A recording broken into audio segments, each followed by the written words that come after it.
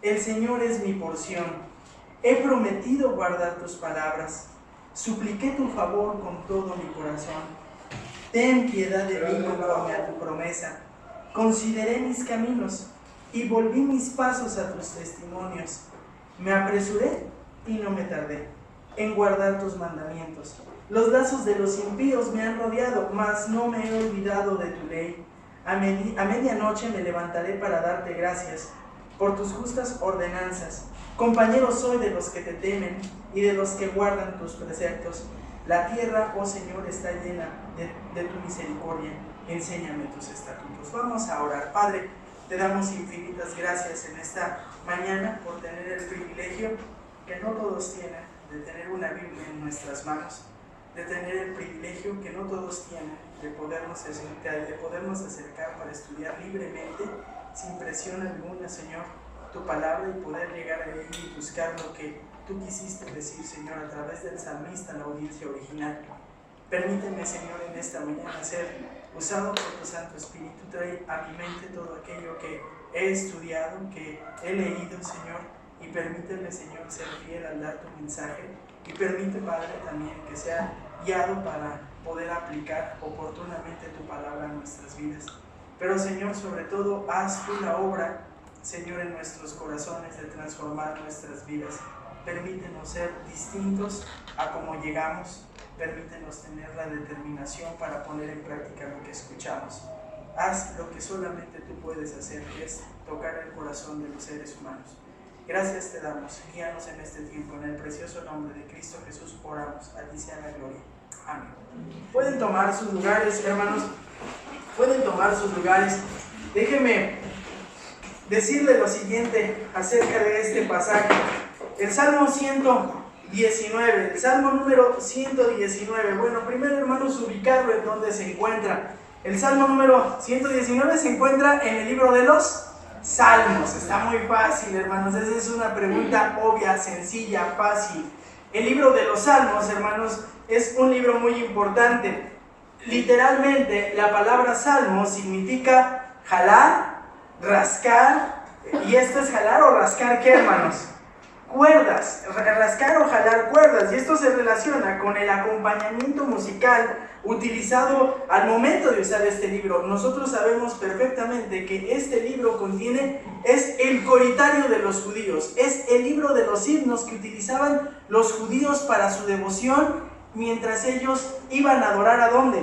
Al templo. Así es que este es un libro de adoración del pueblo judío. Y es importante decir que el libro recibió el nombre de Salmos en la versión griega del Antiguo Testamento. Esta versión griega nosotros la conocemos, la versión griega del Antiguo Testamento se le llama la Septuaginta, la Biblia de los 70, así es conocida. Ahora déjenme decirle quién es el autor de este libro.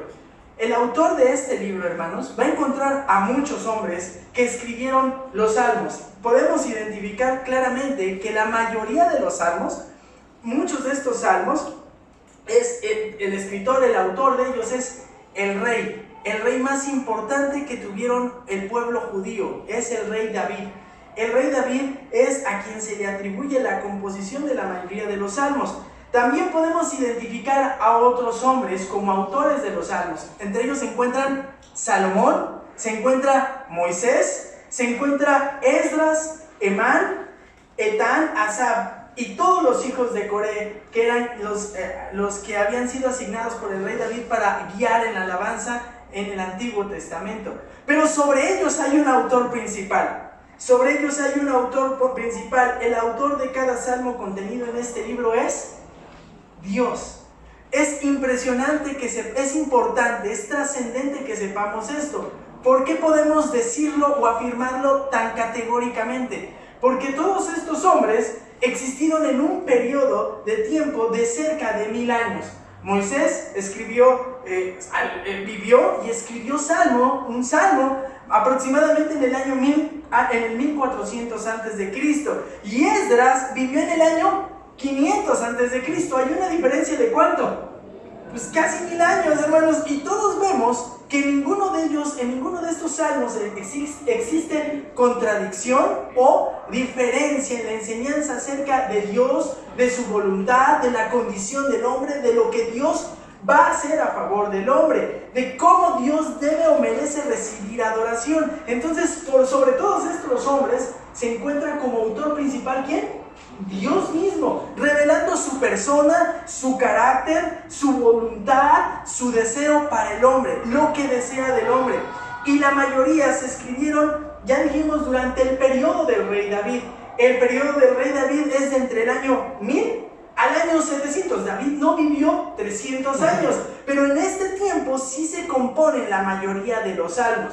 Y en el tiempo del rey David, pues él solamente, aproximadamente se le atribuyen 75. Hay algunos otros salmos que son totalmente anónimos, ¿no? Y no apuntando al bebé, ¿no? Son anónimos, no sabemos quién los escribieron. Ahora, ¿cuál es el contexto histórico de los salmos? Pues hermanos, si estamos hablando de 1000 años, tenemos que entender que los salmos se escribieron desde el tiempo en que el pueblo de los judíos salió de su éxodo en Egipto, hasta cuando se formaron como nación, tuvieron reyes, fueron un imperio maduro, fueron conquistados, llevados lejos y estaban ya cautivos en Babilonia. Este es el contexto. Sin embargo, el libro nos muestra a Dios como creador, como el formador del mundo, del universo, pero también como el preservador del pueblo, como el Dios digno de adoración de este pueblo, el Dios justo que emite juicio sobre un pueblo infiel,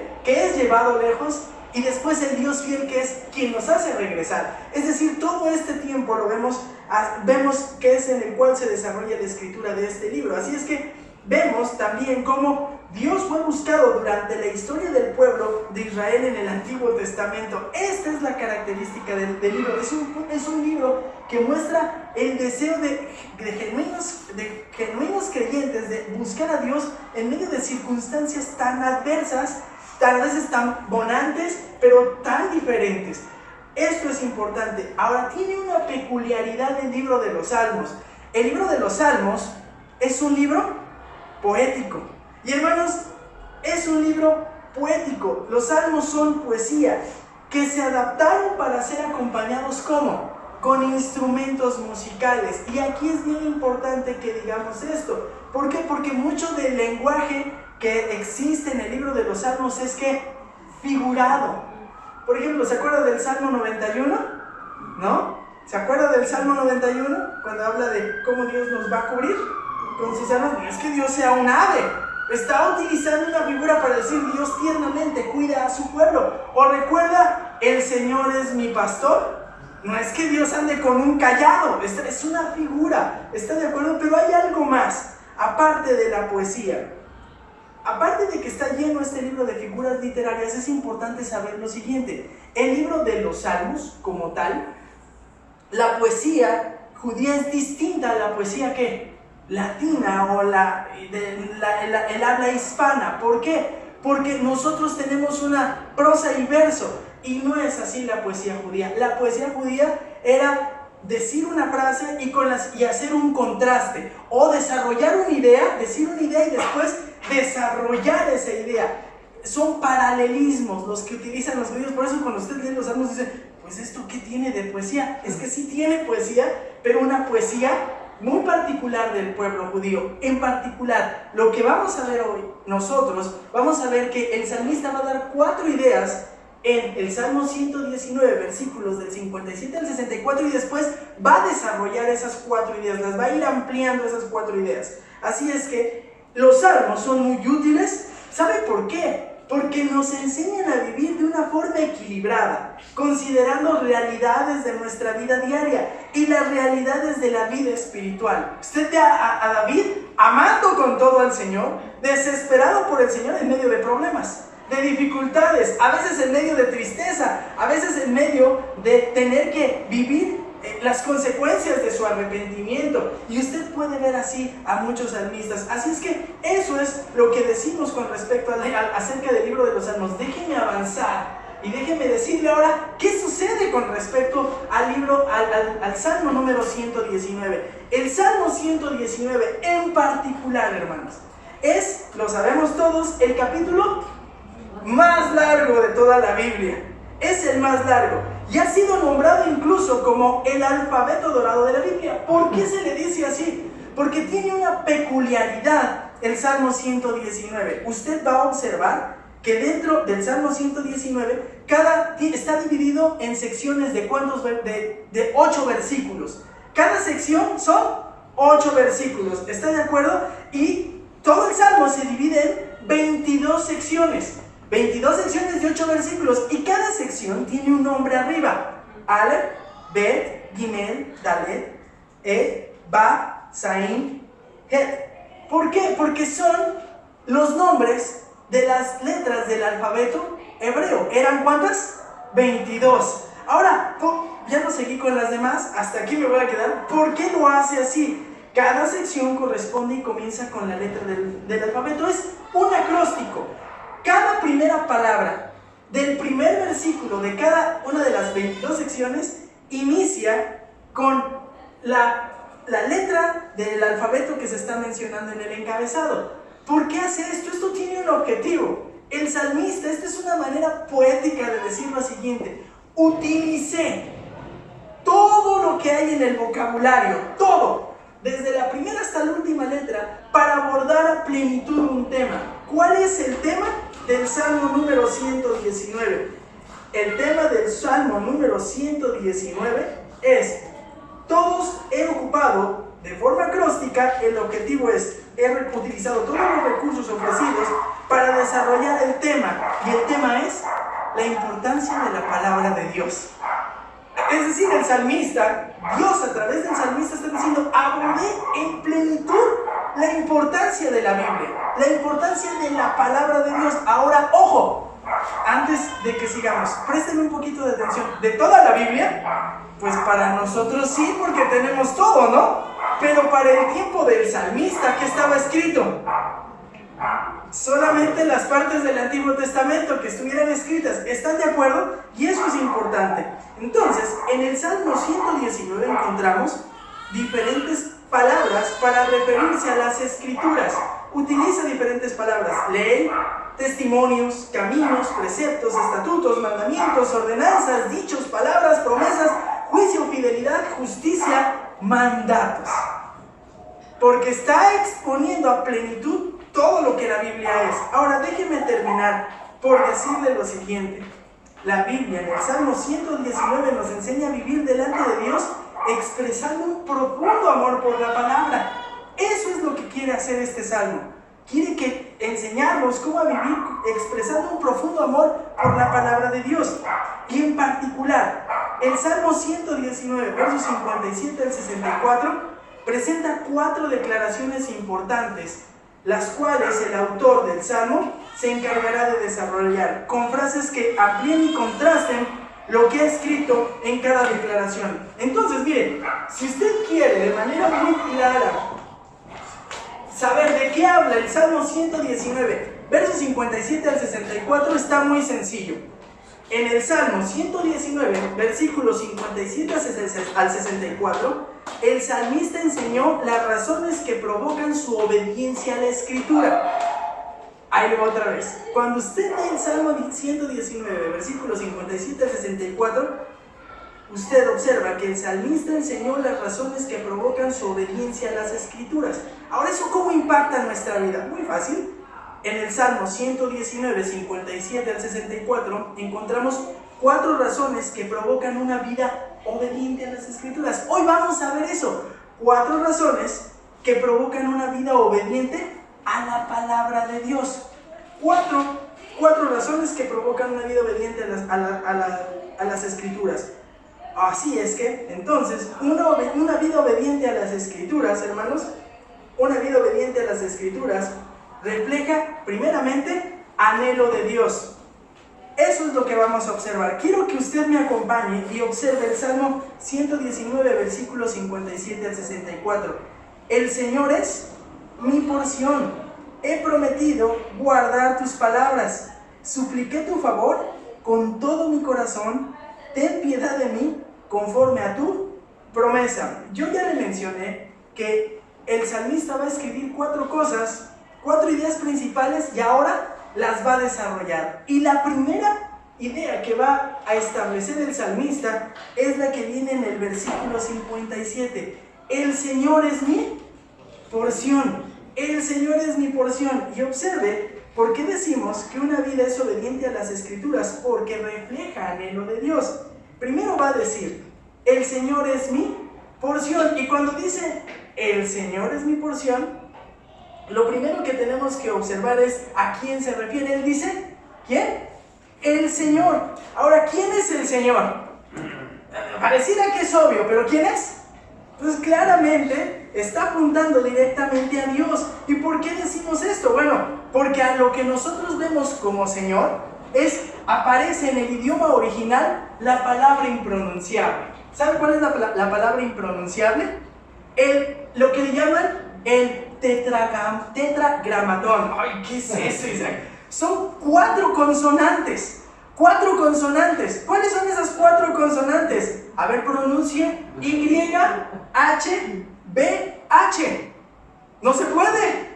No se puede. En nuestro idioma no se puede. No se puede. ¿Y sabe qué tiene de importante? Que la palabra aquí traducida como Señor se encuentra registrada en otras versiones. Siempre que encontramos esa palabra, en otras versiones se traduce como Adonai, Jehová, Yahvé, nombres con los que siempre se asocia ¿a quién? A la persona divina de Dios para el pueblo judío. Así es que lo que está diciendo el salmista dice, Dios, el único Dios vivo y verdadero, el único Dios que existe es mi porción.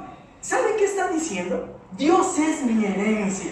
Ahora, yo le dije algo, los salmos son ¿qué, hermanos? Son poéticos. Entonces, en la poesía, hermano, usted no puede escribir, el Señor es mi porción. No, hermanos, en la poesía hay ¿qué? Emociones, hay sentimiento, hay sensibilidad. El salmista está diciendo, es que Dios es mi porción. ¿Dios es qué? Dios es mi herencia. Dios es mi tesoro, es lo más importante que yo tengo. Dios, eres mío, eres todo lo que tengo. Y esta es una hermosa descripción ¿para quién? Para el Dios del salmista.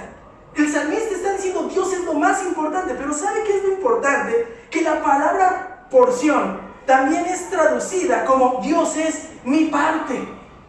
Ahora, le voy a preguntar, ¿cuál es la herencia más importante para un judío en ese tiempo? ¿Qué era lo que más importante recibían como herencia? ¿Su qué? Su heredad. Su heredad. ¿Sabe? Hay una cuestión bien particular. La primera vez que aparece esta palabra herencia, aparece en Génesis 14. ¿Y saben qué sucede en Génesis 14? Ahí Abraham se niega a recibir parte del botín de parte del rey de Sodoma cuando Abraham va y ¿a quién busca? A Lot. ¿Se acuerda de esta situación?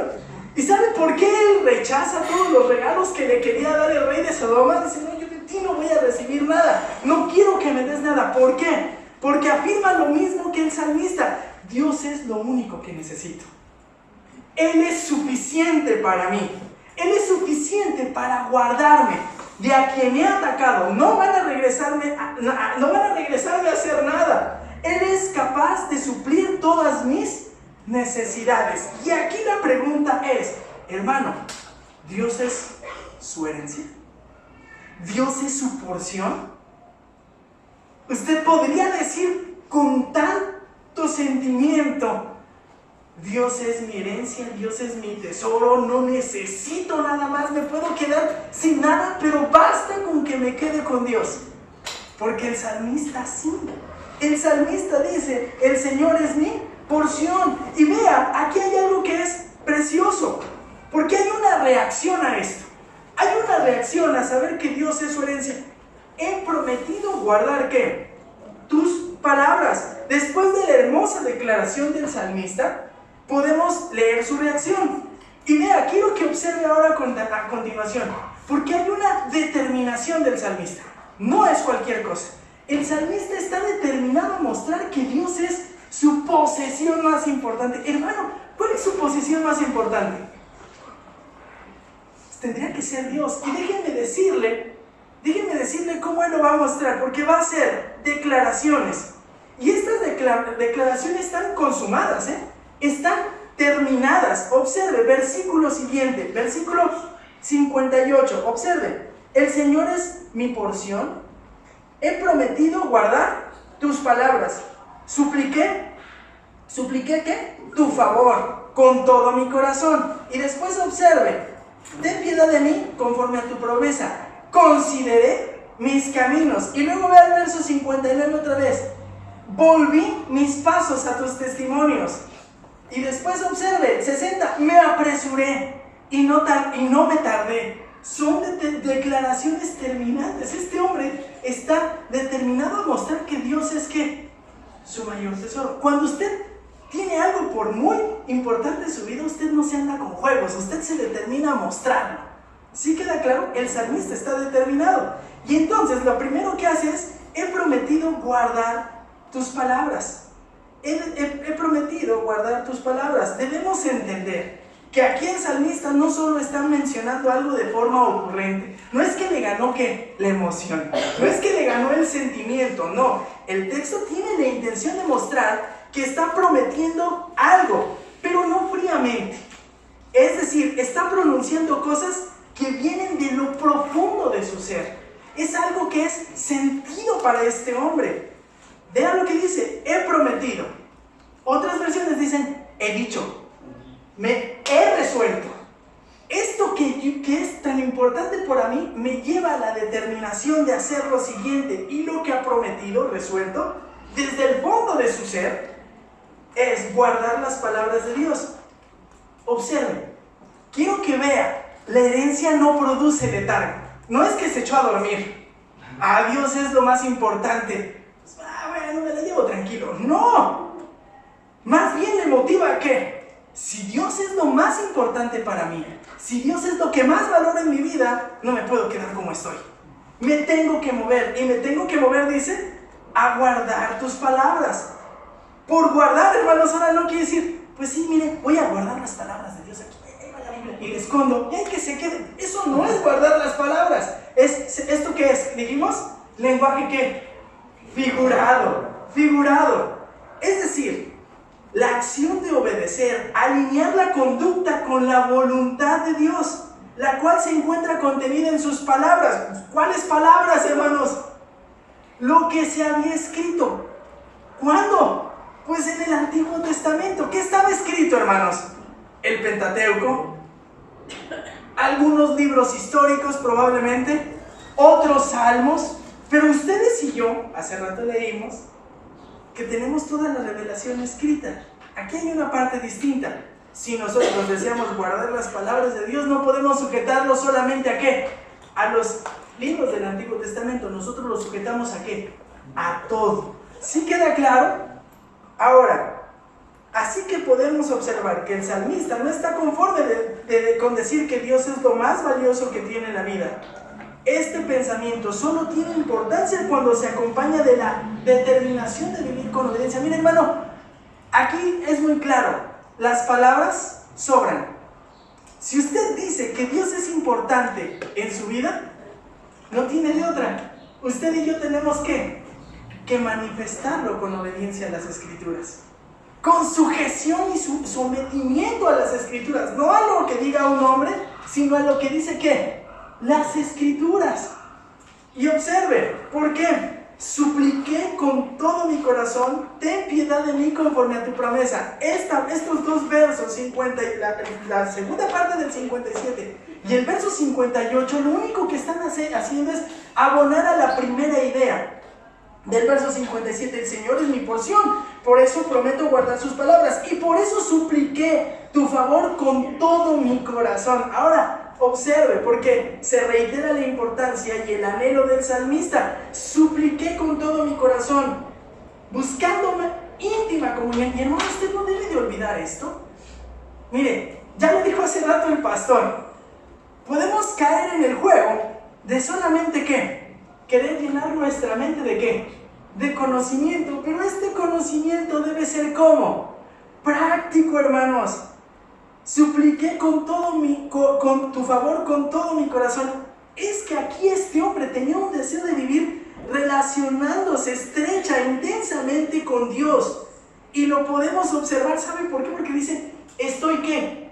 suplicando, te supliqué tu favor. Y ¿saben? Es hermoso que diga, supliqué tu favor, porque él sabe que él no es digno ¿de qué? De recibir nada de Dios. Sabe que esto debe ser una manifestación ¿de qué? De la gracia y la misericordia de Dios. Supliqué tu favor. Dice otra versión, la Valera 60, tu presencia supliqué de todo corazón. Y ¿saben? A la súplica agrega algo. Lo hice de todo corazón. Si yo le digo de todo corazón, ¿a qué le suena? A ver, ayúdeme. ¿A qué le suena de todo corazón? Sinceramente. ¿Qué más le podría sonar? Te lo supliqué sinceramente. Con todos mis deseos. Pues, ¿qué cree? Se queda corto. Se queda corto porque la palabra corazón para los judíos enfatizaba muchas cosas. El corazón era la parte del ser donde nacían los pensamientos, el entendimiento, pero de donde surgían las motivaciones, las intenciones. Era el centro de la fidelidad, la lealtad. Era donde surgía la determinación y el valor. Llegaba a considerarse como el ser en su totalidad. Todo lo anterior que nos dice el salmista es que él deseaba y anhelaba la presencia de Dios con todo su ser. La pregunta es, hermano, ¿usted y yo anhelamos a Dios con todo nuestro ser? Porque esto es lo que nos lleva a obedecer la palabra de Dios. Solamente cuando usted anhela a Dios con todo su ser, es su máximo tesoro. No hay otra cosa que se le compare. Usted va a estar determinado a ser obediente. Si no, no va a poder. Va a poder un día sí y 4 días no. Pero cuando usted tiene por máximo tesoro a Dios, su vida empieza a ser transformada. Solamente es así. Ten piedad de mí conforme a tu promesa. Y ahora el salmista nuevamente va a expresar algo más con el propósito de que le sea concedida su petición. Dice, tú eres mi tesoro, te anhelo con todo mi ser, pero no es suficiente. Yo te pido que esto lo hagas conforme a tu promesa. Ten piedad. Otras versiones es, sé propicio, ten misericordia de mí, ten compasión de mí. Y al pedir aquí piedad está suplicando que Dios tenga a bien contestar su petición, debido a que Él es un ser mísero. No hay nada bueno que encuentre en Él. Por eso es que apela a la piedad de Dios. Y la piedad de Dios es la manifestación de la compasión hacia el salmista. Dígame usted, hermano, usted y yo que somos hombres, no lo quiero hacer sentir mal, pero ni modo, es lo que enseña la Biblia. Usted y yo somos hombres pecadores. ¿Qué merecemos de Dios, hermanos? Pues más que su justicia, su rechazo, vivir separados de Él. Sin embargo, en su amor, en su misericordia, en su piedad, ¿qué hace? Nos da su Hijo Jesucristo, nos permite relacionarnos, hermanos, y podemos gozar, hermano, óigalo bien, de relacionarnos con el Dios único, el Dios del universo, el creador y el sustentador de este mundo. Usted puede llegar a tener compañía cercana, estrecha con ese Dios. No es solamente conocimiento, sino es una relación cercana con Dios. Si le preguntan, ¿y quién es tu mejor amigo? Mi mejor amigo es Dios. Es Dios. Él es mi mejor amigo. Y sabe, es de notar que aunque el salmista ya tiene comunión profunda con Dios, reconoce su necesidad de piedad. Reconoce su necesidad de misericordia. Lo que evidencia, hermanos, es ser un hombre humilde.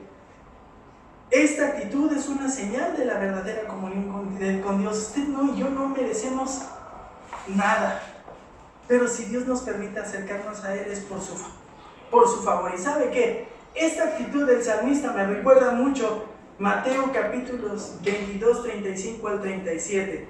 Vean lo que pasa ahí. Y uno de ellos, intérprete de la ley, preguntó para portentarle, diciendo, Maestro, ¿cuál es el gran mandamiento en la ley? Y Jesús le dijo, amarás al Señor tu Dios con todo tu corazón, con toda tu alma, con toda tu mente. Este es el primero y grande mandamiento. Hermanos, una vida obediente a las Escrituras refleja, anhela por Dios.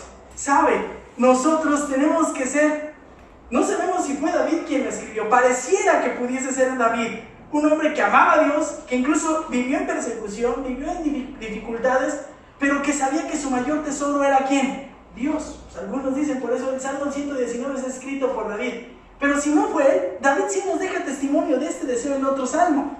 Vean lo que encontramos en el verso 9, en el capítulo, en el Salmo 63, versículos 1 y 2. Salmo de David cuando estaba en el desierto de Judá. Dios mío, eres tú, de madrugada te buscaré, mi alma tiene sed de ti. Mi carne te anhela, en tierra seca y árida donde no hay aguas, para ver tu poder y tu gloria, así como te he mirado en el santuario. Un hombre que anhela a Dios con todo su ser era David. Y vean las palabras de este hombre. Hermano, ¿usted anhela a Dios con todo su ser? Si usted no anhela a Dios con todo su ser, es entonces probable que por eso no esté dispuesto a obedecer totalmente las Escrituras. Si usted y yo no anhelamos a Dios con todo nuestro ser, probablemente es que por eso excluimos ciertas partes de las Escrituras. Decimos, sí, esto sí te lo doy porque no cuesta tanto, pero no eres tan grande, no eres mi tesoro tan inmenso, no es mi deseo por ti tan grande, por eso esto no te lo cedo. Esto no lo dejo. Quizás es prudente cuestionarnos entonces si en verdad nos consume un anhelo como el que tenía David por Dios. Quizá es necesario que nosotros reflexionemos que es diferente tener anhelo por Dios a estar ocupados haciendo cosas por Dios. Algunos de los de aquí estamos tal vez muy metidos, estamos haciendo muchas cosas, pero tal vez nuestro anhelo y nuestro deseo por Dios se ha ido extinguiendo. O a lo mejor ha habido otras cosas que en nuestra vida rutinaria han mermado, han apagado, han sofocado nuestro anhelo por Dios. Y mire que eso no es difícil. En una ciudad donde tenemos que trabajar, trasladarnos, tener que atender tantas cosas, no deje que nada apague su celo. ¿Por quién? Por Dios. Es momento de que busquemos a Dios por el solo gusto, hermanos, de estar con Él, no para pedirle algo. No quiero nada de ti, Dios, lo único que quiero es estar contigo porque eres mi anhelo, eres mi tesoro, todo mi ser se consume por ti. Por eso busco tu palabra, por eso leo tu palabra, por eso medito en ella. ¿Quién eres? ¿Quién es tu Hijo? ¿Quién es tu Santo Espíritu? Te anhelo, eres mi mayor tesoro. Pero una vida es obediente a las Escrituras porque refleja anhelo por la santidad. Refleja anhelo por Dios, pero refleja anhelo por la santidad. Dijimos que el salmista enseñó las razones que provocan su obediencia a las Escrituras. Y encontramos aquí 4 razones que provocan una vida obediente. Ya dijimos que primero una vida obediente refleja anhelo de Dios, pero una vida obediente refleja anhelo por la santidad. Ya lo vimos, el salmista está intentando reordenar su vida. Ahora vea, consideré mis caminos, verso 59, la segunda declaración relevante del texto. Ya dijimos, primero, Dios es mi porción, y la siguiente, consideré mis caminos. Y después va a decir, y volví mis pasos a tus testimonios, me apresuré y no me tardé en guardar tus mandamientos. Así es que el salmista expresa que se ha examinado. Cuando dice consideré mis caminos, es que él se está autoevaluando, hermanos. Ahora cabe la pregunta, ¿qué es lo que ha examinado el salmista? Pues la respuesta es muy sencilla. ¿Qué es lo que ha examinado? Sus caminos. Se volvió para ver, vengo de por allá, vengo de esta parte del desierto. No está diciendo eso. Lo que está diciendo es que está evaluando, está examinando sus acciones, su comportamiento, su carácter, sus motivaciones. Analiza si su estilo de vida corresponde a los mandamientos revelados por Dios. ¿Sí queda claro? Estoy considerando mi manera de actuar. El salmista evaluó su obediencia y con ello, ¿sabe qué? Su condición espiritual. Usted podrá y yo podré decir lo que querramos. Me podrá decir, es que paso tiempo en oración. Yo podré decir, paso tiempo en oración. Yo podré decir, leo la palabra. Yo podré decir, hago muchas cosas. Pero ¿sabe qué? Una acción aquí sí habla más que 1000 palabras. Una acción habla más que 1000 palabras. ¿Usted quiere decir que Dios es importante para usted? ¿Sabe cómo se refleja eso? Con su obediencia y el lugar que le da a Dios. Se ve claramente esto en sus acciones. Y él reconoce algo: consideré mis caminos y volví mis pasos a tus testimonios. Y cuando dice, y volví mis pasos a tus testimonios, ¿qué está diciendo? Se hizo una evaluación y salió como cree. Salió bien. Good. No, ¿cómo salió, hermanos? Salió mal. El salmista se encontraba en actos de desobediencia y pecado. Por eso dice, volví mis pasos. Es una manera de decir, me arrepentí y me volví a Dios. ¿Qué pecados eran? No lo sé, hermanos. No podré decirle cuáles son, pero hay una evidencia. Él estaba mal. Por eso se vuelve con el propósito de obedecer los testimonios, lo que implica que este hombre abandona su conducta de pecado para ahora ser fiel a los términos del pacto que había hecho Dios con el pueblo de Israel. Estaba muy claro, ellos tenían que obedecer ¿qué? La ley que había dado Dios a través de Moisés. Él tenía que inclinarse a hacer eso. Lo había dejado de hacer. Lo había dejado de hacer. Hermanos, el problema no es pecar solamente. El problema lo agudiza cuando alguien peca y entonces ¿qué? Sigue pecando y empieza a justificar su pecado y sigue pecando y sigue pecando y sigue haciéndolo. ¿Y sabe qué? Su vida se caracteriza por un pecado impenitente, es decir, continúa en pecado y no me importa lo que me digan, yo voy a seguir haciéndolo, no me interesa, lo voy a hacer y persevera en ello. Este salmista nos da un ejemplo ¿qué? Totalmente distinto. Dice, yo me aparto. Los términos del pacto que Dios hizo con su pueblo se encuentran contenidos en la ley y ahí tenía que ir. Y ahora dice, me apresuré y no tardé en guardar tus mandamientos. Ahora observa, esto es precioso. Sí, Señor, te amo con todo mi ser, te amo con todo mi corazón, eres lo más importante en mi vida, por eso te obedezco. Y ya reconocí que estoy mal. Y ahora vean lo que dice en el verso 60.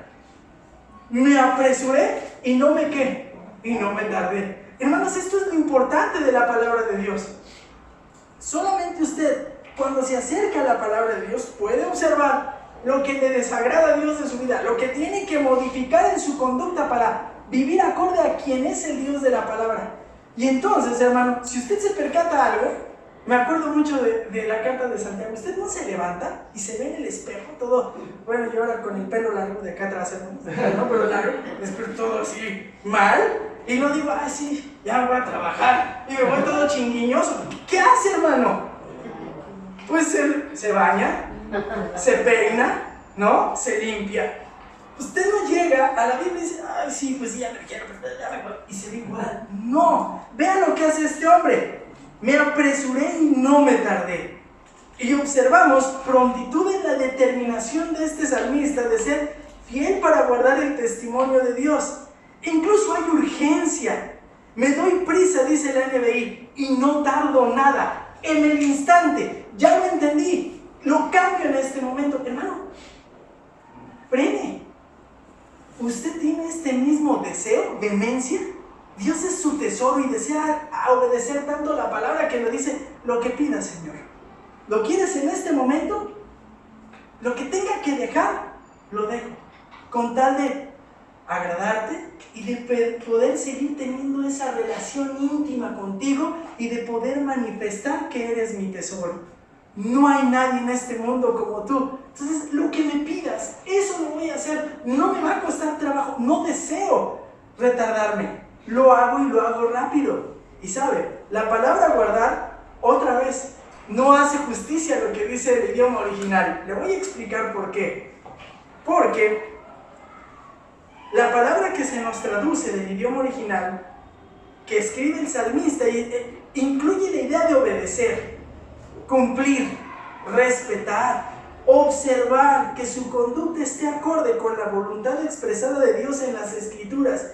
Tiene la implicación de tenerla presente de forma constante en su mente.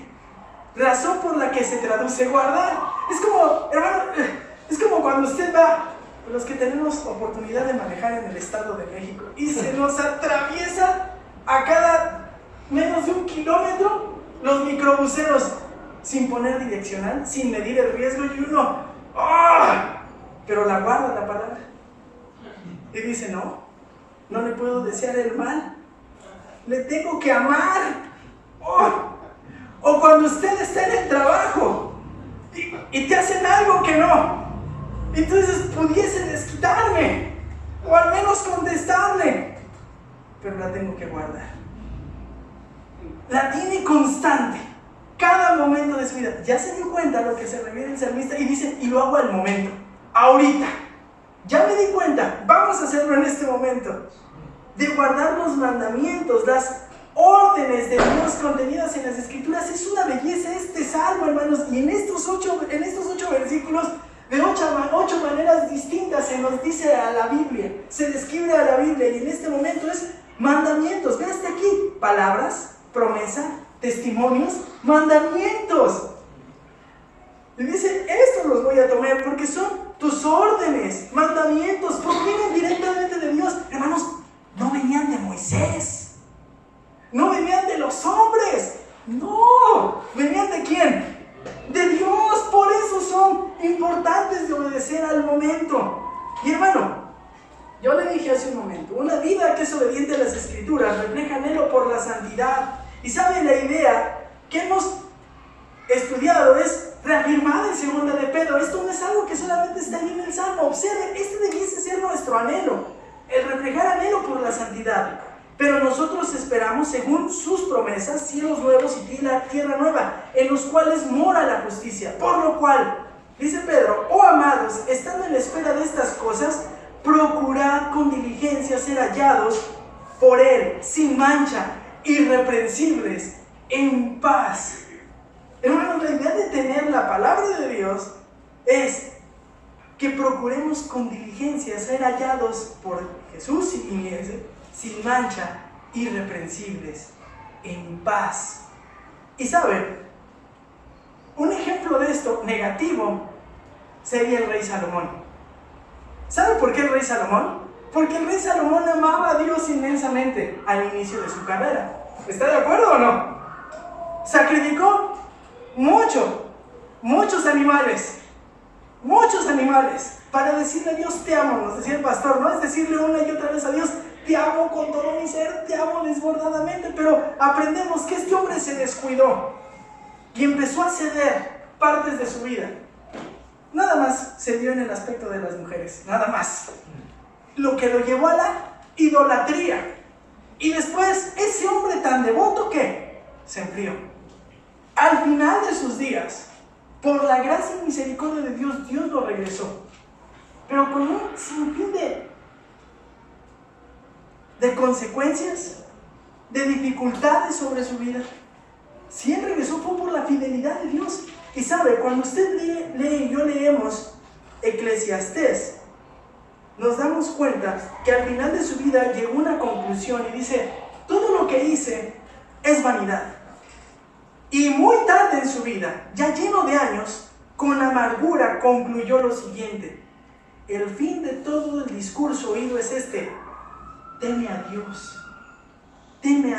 y guarda sus mandamientos, porque esto es el todo del hombre. Porque Dios traerá toda obra a juicio, juntamente con toda cosa cubierta, sea buena o sea mala. Hermanos, ¿por qué esperar a que esto suceda contrario? Esto sucede en nuestras vidas, no es necesario. Refleje anhelo por la santidad. Así que es prudente que usted y yo analicemos sinceramente nosotros si hay anhelo por ser purificados. ¿Por qué viene a la iglesia? ¿Por qué sirve a Dios? ¿Por qué busca a Dios en oración y en su casa a través de la Biblia? ¿Para cumplir? No tiene caso. Usted tiene que buscar a Dios para ser purificado. No puede ser el mismo en mi caso hace 20 años. No puede ser el mismo. Es que no sabes, yo soy como varón o como mujer muy dura de cambiar. Así nací y así me moriré. Pues está mal. Eso es mentira, eso no es bíblico. Quizás es la razón, ¿sabe? La falta de deseo por Dios y por santidad la que nos provoca alejarnos, distanciarnos de las Escrituras. Y sabe, no me puede decir, es que voy poco a poco, porque esto el pastor nos ha dicho muchas veces, no es poco a poco, es tanto como sea Dios tu deseo, tanto como anheles la santidad. Vamos adelante. Una vida obediente a las Escrituras Una vida desobediente a las Escrituras porque anhela a Dios, porque anhela la santidad, porque anhela por exaltar a Dios, porque refleja este anhelo. Ya dijimos que el salmista enseñó las razones que provocan su obediencia y encontramos 4 razones. La tercera es: refleja anhelo por exaltar a Dios. Ve el 61 y el 62. Los lazos de los impíos me han rodeado, mas no me he olvidado de tu ley. A medianoche me levantaré para darte gracias por tus justas ordenanzas. Si usted y yo leemos así de corrido, uno dice, pues está como que aquí hablando de cualquier cosa. No, el hilo conductor es la obediencia a las Escrituras. Y obedece a las Escrituras porque el Señor es su porción, porque considera sus caminos, y obedece al Señor porque los lazos de los impíos lo han rodeado. Ahora, los lazos, ¿qué es los lazos de los impíos? Bueno, literalmente debiese traducirse así: las sogas con cuerda he sido rodeados. Es más, la Biblia Dios habla hoy, la palabra así nos ayuda. Con trampas los malvados me han puesto, me han rodeado. Y esto es bueno, hermano. ¿Sabe por qué? Porque ¿quién eran los impíos? Bueno, pues eran hombres injustos, malvados, gente pecadora y sin piedad. Y estos hombres se reunían para conspirar y hacer tropezar a los creyentes inocentes, y lo que provocaban era desviarlo así de su propósito, es decir, llevar una vida que reflejaba el carácter de Dios. Así que no somos los únicos. El salmista también lo vivió. ¿Le ha pasado eso? Que gente impía pone trampas para que a ver si es cierto que usted es tan cristiano. Hazlo enojar, vas a ver que te va a responder igual. No es tan cristianito. Tú dile cosas, vas a ver que lo hace. Pues vea, pero muy probablemente, déjeme hacer el supuesto, si fuese el rey David, pues no era cualquier cosa, porque el rey Saúl lo andaba correteando. ¿Para qué? Para matarlo. Y si era el rey David, andaban los filisteos buscándolo. ¿Para qué? Para matarlo. Trampas les habían puesto, trampas que dependía de él, que en la vida se da cuenta. Sin embargo, ¿sabe cuál es lo que produce esto? Dice él: cuando estoy así, mas no he olvidado tu ley. ¡Ay, hermano, qué precioso! El resultado de vivir bajo la presión que ejercen los hombres impíos es este. Provoca que el salmista no olvide o borres de su memoria la ley de Dios. Es más, la NTV va a decir aquí: pero estoy firmemente anclado. Entre más trampas me ponen, más me aferro a tu palabra, más me aferro a ella, más me aferro.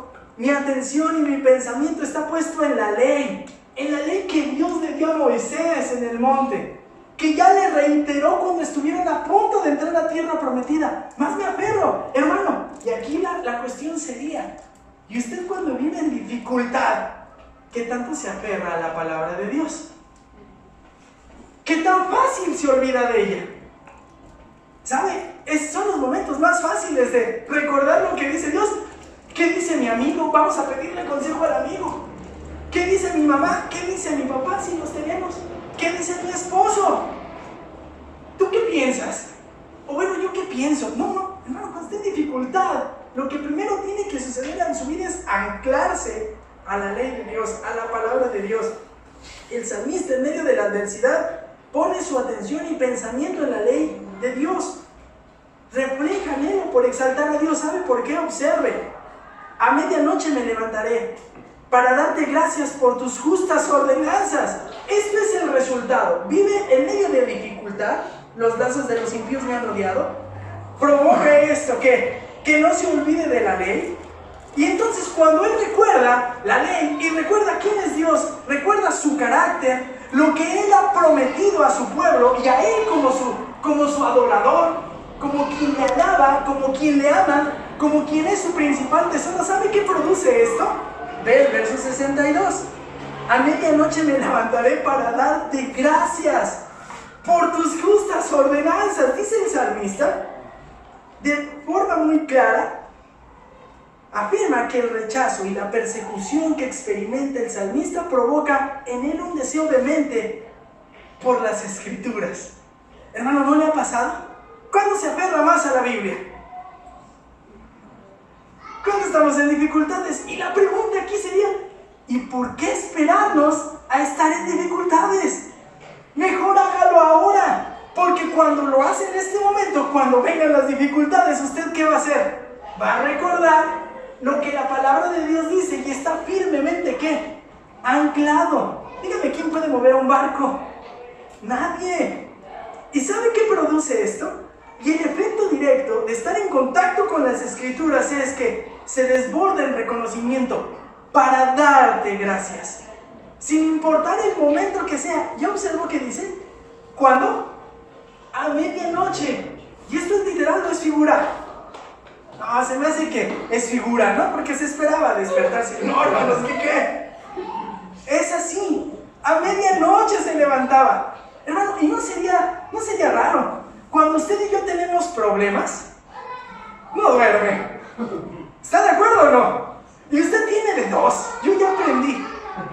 O se queda ahí acostado, viendo todo oscuro, ¿no? Volteando. O mejor se para y le da gracias a Dios. Porque si hay algún problema que le robe el sueño, es porque entonces la preocupación es más grande que el consuelo de saber que Dios está con usted. Mejor bájese de la cama, póngase de rodillas y empiece a dar gracias a Dios y dígale, sí Señor, yo sé quién eres porque tu palabra lo declara. Y yo prefiero sufrir todo esto, pero vivir obedeciendo tu palabra completa. Y es mejor esto, porque, dice el salmista, porque tus justas son tus ordenanzas, para darte gracia. Y sabe, también puede traducirte como alabarte. Me despierto para alabarte, incluso para confesar mis pecados. ¡Wow! Solamente esto lo puede hacer la palabra de Dios. Así es que, cuando nosotros decimos que una vida es obediente a las Escrituras porque refleja anhelo por exaltar a Dios, vemos esto. Y sabe, recuerdo mucho con esto lo que dice Filipenses 4, versículos 4 al 6. Oigan lo que dice esto, porque esto es similar. Este ejemplo, regocijaos en el Señor siempre. Otra vez digo, regocijaos. Vuestra gentileza sea conocida de todos los hombres. El Señor está cerca. Por nada estéis afanosos, sino sean conocidas vuestras peticiones delante de Dios en toda oración y ruego y acción de gracias. ¿Qué nos lleva, hermanos, a desbordarnos en alabanza a Dios? Saber quién es. Y su palabra, entonces, si está plenamente implantada en nuestras mentes, nos lleva a reconocer que en medio de las dificultades está bajo control todo esto de Dios.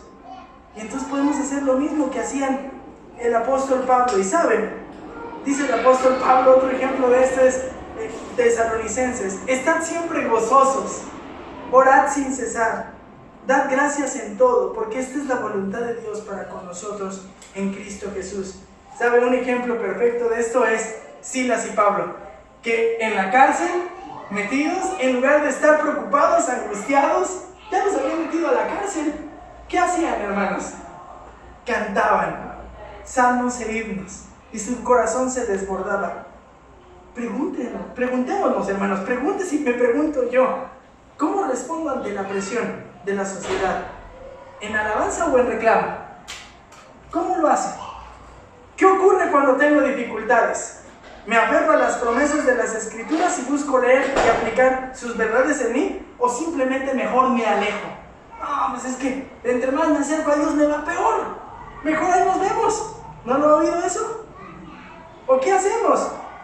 ¿Qué estoy determinado a hacer para que en la siguiente ocasión que se presenten adversidades en mi vida refleje que estoy centrado en las Escrituras? ¿Sabe? No lo va a poder hacer si usted no se determina a hacerlo en este momento. No espere presentar y aprobar la prueba si no empieza usted a llenar su mente con la palabra de Dios. Por eso este libro es tan especial. Déjeme concluir. Una vida es obediente a las Escrituras porque refleja anhelo de Dios, porque refleja anhelo por la santidad, porque refleja anhelo por exaltar a Dios, pero también porque refleja anhelo por estar con los temerosos de Dios.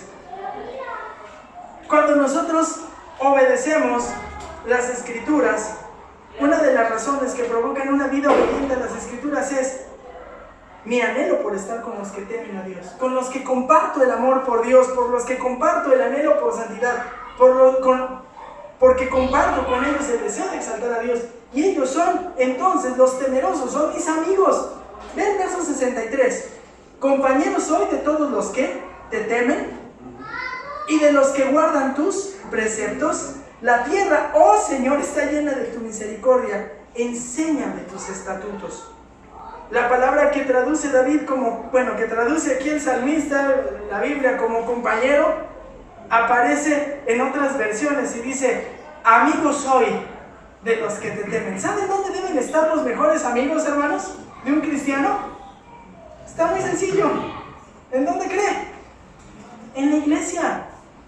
Porque se supone debiesen tener el mismo anhelo, el mismo tesoro. Usted no me puede decir que su mejor amigo es alguien que aborrece a Dios. No se puede. Le podrá decir, eres mi cuate, eres carnalito, pero no eres mi mejor amigo. No puede ser. No puede ser. Tienes coincidencias, es buena onda, te parece agradable, pero si desprecia a Dios y para ti Dios es tu mayor tesoro, eso es algo completamente irreconciliable. Así es que la palabra, soy amigo de todos los que te temen, se refiere a aquellas personas que honran, reverencian a Dios. La forma práctica de observar esto es porque obedecen las ordenanzas y los preceptos. Busco la compañía de aquellos que buscan agradar a Dios en todo. Eso es lo que más anhelo, eso es lo que yo quiero hacer. Ordenanzas emitidos otra vez ¿por quién? Por Dios, no por el hombre, no por David, no por Moisés, no por ningún profeta, eran enviados directamente por Dios. Y después vea el verso 64. La tierra, oh Señor, está llena de tu misericordia, enséñame tus estatutos. Y el escritor del Salmo declara que ha resistido a los impíos y que se deleita de la compañía de aquellos aquellos que aman al Señor, es decir, de los que temen. Pero después de todo, ¿sabe qué sigue esperando? El favor de Dios. La manifestación externa de la compasión de Dios, y por eso dice la misericordia. La tierra, oh Señor, está llena de tu misericordia. Parece que el salmista se perdió en este último versículo, pero no es así. Una muestra de la misericordia, del amor inagotable de Dios a favor del escritor del Salmo, es que debido a su comunión con Dios, él es capaz de observar las muestras de la misericordia de Dios. ¿Saben dónde? En toda la tierra, en todos los eventos que suceden. ¿Sabe? A veces nosotros creo que somos muy despistados y no reconocemos todo lo que hace Dios a nuestro favor en todos los eventos de nuestra vida. Y si eso pasa, es porque más bien está manifestando el desconocimiento que tenemos de Dios que está descrito en la Biblia. Pero cuando usted y yo somos capaces de levantarnos en la mañana y de estar debajo de un techo, estar debajo de una sábana calientita, entrarnos a bañar con agua caliente o a veces con agua fría y salir y tomarse un desayuno y ponerse su ropita para ir al trabajo, llegar al trabajo, trabajar ahí con gente, recibir los alimentos, regresar a casa y ver que nuestra esposa o esposo, nuestros hijos, nuestros hermanos, nuestros padres siguen con salud, y se nos olvida que todo eso es gracias a la misericordia de Dios. Estamos perdidos. No vaya tan aprisa, deténgase, vea la misericordia de Dios, cómo llena la tierra, cómo llena su vida. Deténgase. Pero esto usted no lo puede adquirir separado de la Biblia. Porque cuando usted se acerca a la palabra de Dios, la estudie con deseo, con vehemencia, con sinceridad, Dios le empieza a mostrar todo esto. Y uno reflexiona y dice: Dios, en verdad eres maravilloso. Qué paciente eres conmigo. Sígueme enseñando tus estatutos. Dios, enséñame tus estatutos. Quiero seguir aprendiendo tus estatutos. Déjeme decirle algo que dice un comentarista acerca de la misericordia. Es la misericordia que nos saca de la matriz, nos alimenta en los días de nuestro peregrinaje, nos proporciona provisiones espirituales, cierra nuestros ojos en paz y nos traslada a un lugar de descanso seguro. Las ordenanzas, los oráculos, profecías, los altares, los púlpitos, las puertas de la tumba y las del cielo, todos ellos dependen de la misericordia. La misericordia es la estrella que guía al caminante, el rescate del cautivo, el antídoto del que está tentado, el profeta de los vivientes, el consuelo efectivo del moribundo. No había un santo regenerado en la tierra, ni un glorificado en el cielo, si no fuera por la misericordia de Dios. No la deje de ver. Y sabe, lo único que le va a hacer recordar esto es la palabra de Dios. Mateo 22, 37 al 40 dice: amarás al Señor con todo tu corazón, y con toda tu alma, y con toda tu mente. Y este es el primero y grande mandamiento. Y el segundo es semejante: amarás a tu prójimo como a ti mismo. De estos mandamientos depende toda la ley. Y 1 Juan 1:3, lo que hemos visto y oído, eso os anunciamos, para que también vosotros tengáis comunión unos con nosotros. En nuestra comunión verdaderamente es con el Padre y con su Hijo Jesucristo. Usted no puede y yo no puedo decir que amamos a Dios, que es nuestro tesoro, y nos separamos de aquellos que le temen. Nuestros compañeros son ellos. ¿Sabe? El ejemplo de Pablo es grande en esto. En cuanto se convirtió Pablo, él no siguió buscando a los fariseos.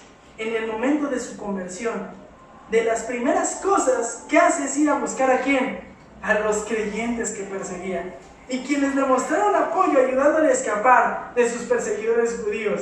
Es más, aquel hombre que fue mandado para orar por él no quería ir, pero una vez que quedó claro que él era creyente, este hombre fue y dijo: sí, oro por él. Y después Pablo saldría de ahí a buscar la compañía de las iglesias. Este pasaje nos debe llevar a reconsiderar si estamos haciendo todos los esfuerzos posibles por convivir con los hermanos de nuestra iglesia. Es prudente, hermanos, volvernos a cuestionar como lo hizo el salmista. Mis mejores amigos son hermanos en la fe, aquellos que tienen el mismo tesoro que Dios, que aprecian tan enormemente la misericordia de Dios. Entonces, ¿qué podemos hacer? Como vimos en los versículos 57 al 64 del Salmo 119, nuestra sujeción a la Escritura es solo la evidencia de verdades profundas que suceden en nuestro interior. Si usted no se sujeta a las Escrituras y usted ve que todo esto no pasa en su vida, es probablemente por esto. Que a la luz de lo que hemos estudiado el día de hoy, Dios nos conceda ser gente con un anhelo inmenso de su persona. Que este anhelo sea lo que motive nuestras vidas a la santidad. Que sin importar lo que nos acontezca, sigamos buscando las Escrituras, porque en ellas encontramos consuelo y motivos para exaltar a Dios. Que al leer las Escrituras seamos motivados a apreciar la vida de cada hermano, consiguiendo formar relaciones profundas con aquellos que son ejemplo de obediencia a la palabra. Que Dios haga su obra en nosotros a través de estos versículos. Vamos a orar. Padre y Señor que estás en el cielo, te damos gracias por tu amor. Señor, en estos días, en estas semanas hemos reconocido, Señor, que tu palabra es importante para nuestras vidas, que a través de ella, Señor, recibimos el regalo de entender quién eres tú, Señor. Padre, en verdad te agradecemos tu amor y tu favor. Señor, permite que a la luz de lo que hemos escuchado hoy que escribió el salmista en estos 8 versículos, podamos darnos cuenta, Señor, si algunas de estas cuestiones, Señor, algunos de estos puntos no nos estamos practicando, y a lo mejor quizás, Señor, esto es resultado porque hemos dejado de apreciar lo valioso que es tu palabra. Transforma nuestros corazones, haz la obra, Señor, que solamente tú puedes hacer.